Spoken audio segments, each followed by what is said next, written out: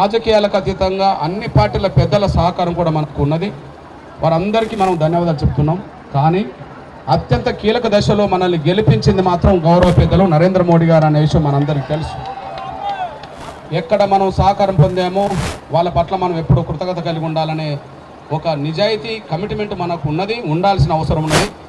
అదే సమయంలో వర్గీకరణ ఫలాలు అందించడానికి ఏ సుప్రీంకోర్టు తీర్పు అయితే కారణమో, ఆ సుప్రీంకోర్టు తీర్పు రావడానికి కేంద్ర ప్రభుత్వం ఇచ్చిన అఫిడవిట్ ఎంత కారణమో, అందుకు హామీ ఇచ్చిన గౌరవ నరేంద్ర మోడీ గారు మాత్రమే దీని మీద చొరవ తీసుకొని ముందుకు నడిపించాడు.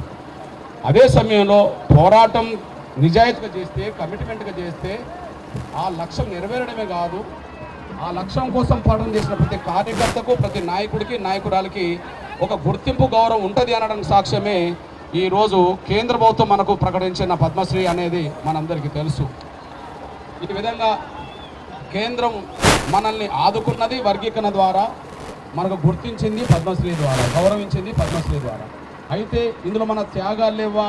నిజమే. దాదాపు పోరాటంలో మన బిడ్డల ప్రాణ త్యాగాలు మన కళ్ళ ముందు మెదులుతూనే ఉన్నాయి.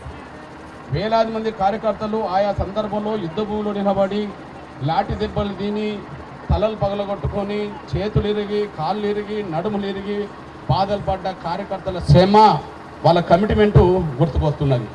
30 ఏళ్ల పోరాటంలో ప్రజల ఆకాంక్షలకు అనుగుణంగా జాతి ఈ స్వతంత్రం అనంతరం ఏ జాతి చేయలేనంత ఒక సుదీర్ఘ పోరాటం మాదిగ జాతి చేసినట్టుగా కూడా మన కళ్ళ ముందు కనిపిస్తున్నది. దాంతోపాటు ఏ జాతికి రాని మద్దతు, ఏ కులానికి రానికి మద్దతు సమాజం నుంచి రాజకీయాలకు అతీతంగా, కులాలకు అతీతంగా, మతాలకు అతీతంగా 30 ఏళ్ల పాటు మాదిగ జాతికి అండగా నిలబడ్డది ఈ తెలుగు సమాజం, దక్షిణాది సమాజం అనే విషయం కూడా మీ దృష్టి తీసుకొస్తున్నాను నేను. వాళ్ళ పట్ల కూడా మనం ఎప్పుడు కృతజ్ఞత కలిగి ఉండాల్సిన అవసరం ఉన్నది. ఈ గెలుపు మన త్యాగాల ఫలితమే, ఈ గౌరవం మన త్యాగాల ఫలితమే, ఈ శ్రమ, ఈ కమిట్మెంటు, ఈ విజయం దక్కడానికి కారణమే. అదే సమయంలో ఈ గౌరవం దక్కడానికి కారణమే. అట్లనే జాతి బిడ్డలుగా మనం ఈ లక్ష్యం నెరవేర్చుకోవడం కోసం కారణమో, అట్లనే ఈ జాతి బిడ్డలు చేస్తున్న పోరాటానికి సమాజంలో ఉండబడే అన్ని వర్గాలు అందించిన ఆశీస్సులు, సహకారమే అందుకు కీలకమనేసి కూడా మనం మర్చిపోద్దని సవినంగా కోరుకుంటూ, ఏది ఏమైనా భవిష్యత్తు కార్యాచరణ మనం రూపొందుకునే సమయం దగ్గరకు వచ్చింది. ఇప్పుడు వర్గీకరణ విషయంలో మనం సాధించి ఫలాలు అనుభవిస్తున్న సమయం, అదే సమయంలో ఇదే సమయంలో గౌరవం దక్కిన సమయం. ఇది వ్యక్తిగా నా పేరుతో ఈ గౌరవం దక్కినా కూడా ఇది నా జాతి బిడ్డలది, ఉద్యమకారులది, సమాజానిది,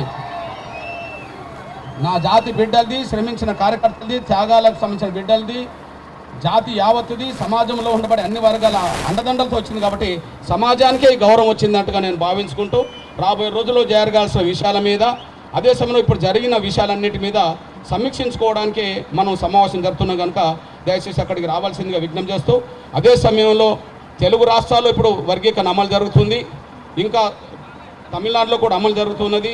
అదే సమయంలో మనకు కర్ణాటకలో అమలు జరగడానికి రంగం సిద్ధమవుతున్నది. మహారాష్ట్రలో కూడా ప్రక్రియ కొనసాగుతుంది. పంజాబ్, హర్యానాలో ప్రక్రియ వర్గీకరణ అమలు జరుగుతుంది. ఇంకా కొన్ని రాష్ట్రాల్లో వర్గీకరణ డిమాండ్ ముందుకు సాగుతున్నది. ఈ సమయంలో తెలంగాణలో కూడా కొంత మనకు అసంతృప్తి, ఆవేదన ఉన్నప్పటికీ ఉన్నది, ఎంతో కొంత ఇంకా మన పర్సెంటేజ్ తగ్గింది అని చెప్పి. అదే సమయంలో ఉద్యోగ నోటిఫికేషన్లకు భర్తీ వర్గీకరణ అమలు చేస్తామని చెప్పి చేయకపోవడం అనేది జరిగింది అన్నప్పటికీ, కొన్ని విషయాల్లో కొంత మేరకు మనకు అసంతృప్తి ఉన్నప్పటికీ ఈ విషయంలో రేవంత్ రెడ్డి గారు కూడా మనకు వర్గీకరణ చేసిండు కాబట్టి ఆయన కూడా నేను ధన్యవాదాలు చెప్తున్నాను. ఆంధ్రప్రదేశ్లో చంద్రబాబు నాయుడు గారికి మనకు మొదటి నుంచి అండగా ఉన్నాడు కాబట్టి ఆయనకు, అదే సమయంలో ఇక్కడ మనకు రేవంత్ రెడ్డి గారికి కూడా ధన్యవాదాలు చెప్తూ, మనకు అండగా నిలబడ్డ కిషన్ రెడ్డి అన్నకు, అంతకు అండగా నిలబడ్డ మన పెద్దలు వెంకయ్య నాయుడు గారికి, అదే సమయంలో దేశ ప్రధానమంత్రి గౌరవ నరేంద్ర మోడీ గారికి, అమిత్ షా గారికి, పెద్దలందరికీ నేను ధన్యవాదాలు చెప్తూ, మనం ప్రయాణం త్వరగా జరగాలి, త్వరగా సమస్య జరగాలి కాబట్టి మనం ఇక్కడి నుంచి త్వరగా బయలుదేరాల్సిందిగా కోరుతూ, మీ అండదండలతోటే ఇక్కడి నుంచి మొదలుపెట్టిన ఈ ప్రయాణం, దేశం మొత్తం మీద విస్తరించే కాడికి వచ్చింది. నేను ఈ వరంగల్ బిడ్డనే కనుక మీరు నాకు అందిస్తున్న సహకారం, మొదటి నుంచి ఏ సహకారం అయితే మీరు అందించారో ఆ సహకారం భవిష్యత్తులో కూడా మీరు అందిస్తారని ఆశిస్తూ, మీరు వరంగల్ బిడ్డలుగా, నేను ఒక వరంగల్ బిడ్డగా ఈ ఉద్యమాన్ని తీసుకొచ్చి ఈ ఉద్యమాన్ని ప్రకాశం జిల్లాలో ప్రారంభించి దేశంలోనే అత్యంత శక్తివంతమైన ప్రజా ఉద్యమంగా మలచడంలో నా వరంగల్, నా మీడియా తమ్ములు చెల్లెలు కూడా నాకు అండగా నిలబడ్డారు. అట్లనే తెలుగు సమాజంలో ఉండబడే మీడియా అంతా కూడా న్యాయమైన పడడానికి అండగా నిలబడ్డది. నేను మీడియా పెద్దలందరూ కూడా నేను ధన్యవాదాలు చెప్తున్నాను. వరంగల్ బిడ్డలు కూడా ధన్యవాదాలు చెప్తున్నాను.